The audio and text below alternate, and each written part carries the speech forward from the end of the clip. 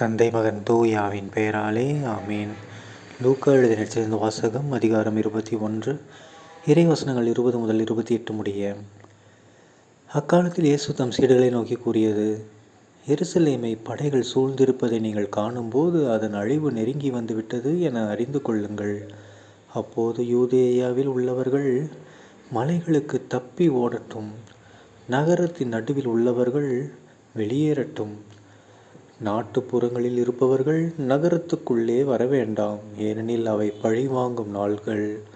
அப்போது மறைநூலில் எழுதியுள்ள யாவும் நிறைவேறும். அந்நாள்களில் கருவுற்றிருப்போர், பாலூட்டுவோர் ஆகியோரின் நிலைமை அந்தோ பரிதாபம். ஏனெனில் மண்ணுலகின் மீது பேரிடரும் அம்மக்கள் மீது கடவுளின் சினமும் வரும். அவர்கள் கூரான வாளால் வீழ்த்தப்படுவார்கள். எல்லா நாடுகளுக்கும் சிறைபிடித்து செல்லப்படுவார்கள். பிற இனத்தார் காலம் நிறைவு பெறும் வரை எருசலேம் அவர்களால் மிதிக்கப்படும். மேலும் கதிரவனிலும் நிலாவிலும் விண்மீன்களிலும் அடையாளங்கள் தென்படும். மண்ணுலகில் மக்கள் இனங்கள் கடலின் கொந்தளிப்பின் முழக்கத்தினால் கலங்கி என்ன செய்வதென்று தெரியாது குழப்பம் அடைவார்கள். உலகிற்கு என்ன நேருமோ என எண்ணி மனிதர் அச்சத்தினால் மயக்கமுறுவர். ஏனெனில் வான்வெளி கோள்கள் அதிரும். அப்போது மிகுந்த வல்லமையோடும் ஆட்சியோடும் மானிட மகன் மேகங்கள் மீது வருவதை அவர்கள் காண்பார்கள். இவை நிகழத் தொடங்கும் போது நீங்கள் தலை நிமிர்ந்து நில்லுங்கள், ஏனெனில் உங்கள் மீட்பு நெருங்கி வருகின்றது. ஆண்டவரின் அருள்வாக்கு. கிறிஸ்துவே உமக்கு புகழ்.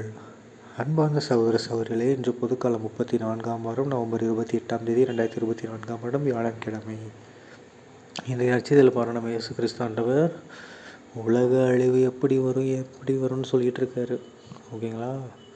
ஸோ உலக அழிவு நெருங்கி வரும்போது அதை பார்த்து யாரும் பயப்படாதீங்க.